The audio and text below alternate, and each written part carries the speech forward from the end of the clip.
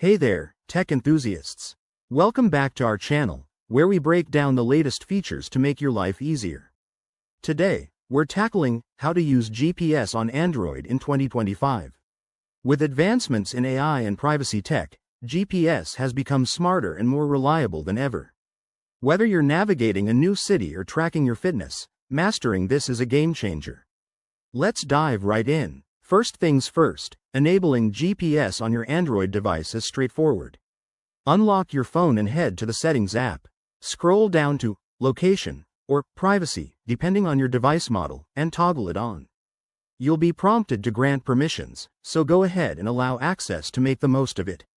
In 2025, Android's GPS integrates seamlessly with AI assistants like Google Assistant or Samsung's Bixby, which can suggest optimized routes based on real-time data.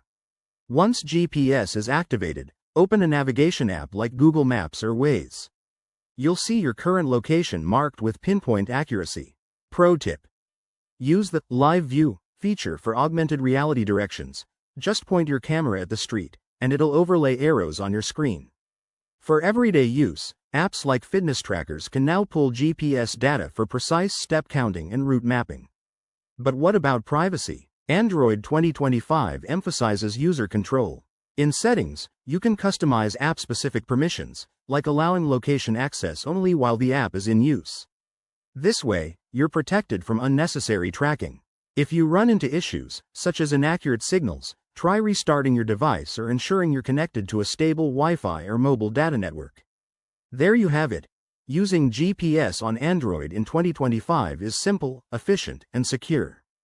Give it a try on your next adventure and see the difference. If you found this helpful, hit that like button, subscribe for more tech tips, and drop your questions in the comments below.